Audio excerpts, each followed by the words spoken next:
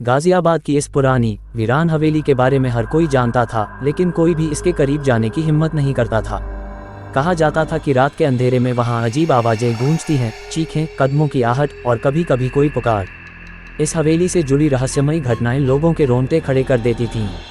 एक यूट्यूबर विवेक और उसके दोस्तों ने सच जानने के लिए इस डरावनी जगह का रुख किया, पर जो उन्होंने वहां देखा और अनुभव किया उसने उनकी सोच बदल दी। ये सिर्फ एक कहानी नहीं, बल्कि एक ऐसे भूत का दर्द था जो इंसाफ चाहता था। कहीं न कहीं बात हिंदी हॉरर स्टोरी। भूतिया हवेली का रहस्य। गाजियाबाद के बाहरी इलाके में एक पुरानी हवेली खड़ी थी। हवेली जिसके बारे में हर कोई कहता था वहाँ कुछ अजीब है, कुछ भयानक। हवेली सालों से वीरान पड़ी थी। लोग कहते थे कि रात को वहाँ से डरावनी आवाज़ें आती हैं, जैसे कोई चीख रहा हो या फिर किसी के कदमों की आहट गूंजती हो। शुरुआत। विवेक, एक यूट्यूबर जो डरावनी कहानियों पर वीडियो बनाता था, ने अपने दोस्तों रोहन और समीरा के साथ इस हवेली में जाने की ठानी। क्या सच में ये सब सच है या फिर लोग बस कहानियां बना रहे हैं? विवेक ने सवाल किया। चलो पता लगाते हैं, रोहन ने कहा, लेकिन उसकी आवाज़ में हल्का डर छिपा हुआ था। समीरा ने हंसते हुए कहा, अगर कुछ हुआ तो भागने के लिए तैयार रहना। पहला कदम। रात का समय था, सन्नाटा इतना गहरा कि सांसें भी सुनाई दे रही थीं। तीनों ने जैसे ही हवेली का दरवाजा खोला, एक तेज चीखती आवाज़ सुनाई दी। यह क्या था? समीरा चिल्लाए। शायद हवा होगी, विवेक ने जवाब दिया, लेकिन उसकी आवाज़ कांप रही थी। अंदर कदम रखते ही उनके पैरों के नीचे लकड़ी की ज़मीन चटकी। चारों ओर धूल और मकड़ी के जाले। हर कोने से ऐसा महसूस हो रहा था जैसे कोई उन्हें देख रहा हो। डरावनी शुरुआत। जैसे ही वे सीढ़ियों की ओर बढ़े, एक पुरानी घड़ी अचानक चलने लगी। टिक टिक टॉक। घड़ी की सुई 3 बजे पर अटक गई। रोहन ने कांपती आवाज़ में कहा, यह कैसे मुमकिन है?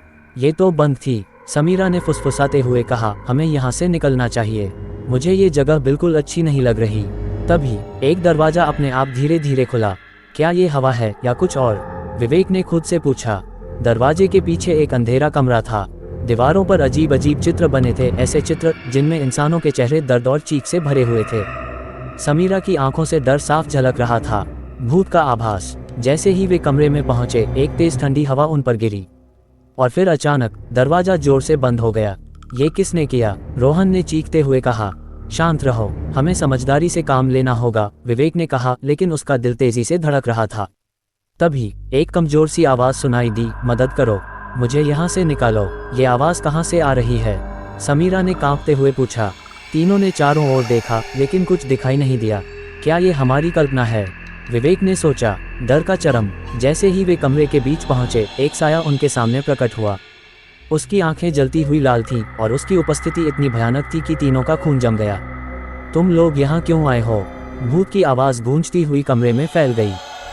हम बस यहाँ की कहानी जानने आए थे, विवेक ने डरते डरते कहा। कहानी? तुम क्या सोचते हो, ये सिर्फ एक कहानी है, भूत ने गुस्से से चीखते हुए कहा। समीरा ने रोते हुए कहा, हमें माफ़ कर दो, हमें नहीं पता था कि यहाँ सच में कुछ है।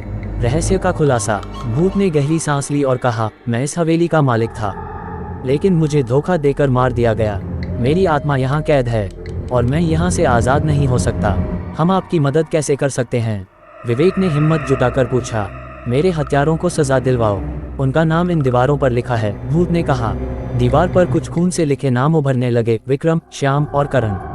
अंतिम पलायन। तीनों ने फैसला किया कि वे इस रहस्य को उजागर करेंगे, लेकिन जैसे ही वे दरवाजे की ओर बढ़े, भूत ने कहा, अगर तुमने अपना वादा नहीं निभाया तो तुम कभी यहाँ से बच नहीं पाओगे।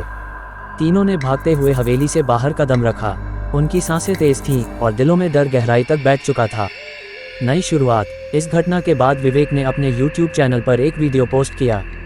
वीडियो में उन्होंने सब कुछ बताया, हवेली, भूत और उसका दर्द।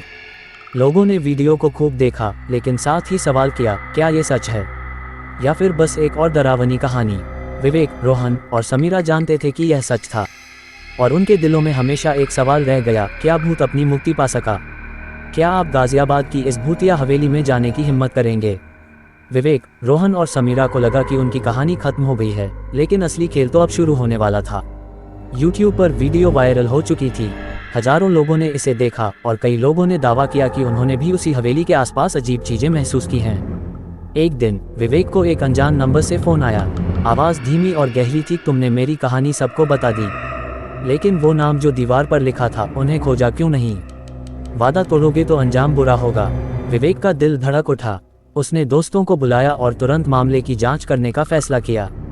रहस्य की खोज। वे तीनों हवेली के पास लौटने की हिम्मत नहीं जुटा पाए। उन्होंने पुलिस से संपर्क किया और उन नामों की जांच शुरू की जो दीवार पर लिखे थे, विक्रम, श्याम और करण। पता चला कि ये तीनों लोग गाजियाबाद के ही बड़े व्यापारी थे जो अब शहर छोड़कर कहीं गायब हो चुके थे। क्या ये वही लोग हैं जिन्होंने उस भूत को मार दिया था? समीरा ने चिंतित होकर पूछा। रोहन ने सुझाव दिया, हमें इन लोगों के बारे में और जानकारी जुटानी होगी। शायद कहीं कोई सबूत छिपा हो। हवेली का दोबारा सामना। कुछ दिनों बाद तीनों ने एक बार फिर हवेली जाने का फैसला किया। इस बार वे और भी ज्यादा डरे हुए थे। हवेली अब और भी ज्यादा डरावनी लग रही थी। जैसे ही उन्होंने अंदर कदम रखा, सब कुछ शांत था, अजीब सा सन्नाटा। कमरे में एक बार फिर वही घड़ी शुरू हो गई, टिक टिक टॉक, और दरवाजा जोर से बंद हो गया। हम वापस आ गए हैं, विवेक ने कांपती आवाज में कहा। भूत फिर प्रकट हुआ। इस बार उसकी आंखों में और भी ज्यादा गुस्सा था। तुमने अभी तक कुछ नहीं किया। क्या तुम सोचते हो मैं बस इंतजार करूंगा? हम कोशिश कर रहे हैं। रोहन चिल्लाया। हमें कुछ समय दो। डरावने सुराग। भूत ने गहरी सांस लेते हुए कहा, अगर तुम सच में मेरी मदद करना चाहते हो तो उस तहखाने में जाओ जहां उन्होंने मुझे मारा था। वहां तुम्हें वो सबूत मिलेगा जिसकी तुम्हें जरूरत है।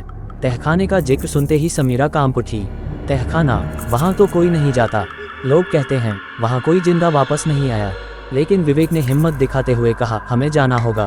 तहखाने का खौफ। तीनों ने फर्श का एक पुराना दरवाजा खोला जो तहखाने की ओर जाता था।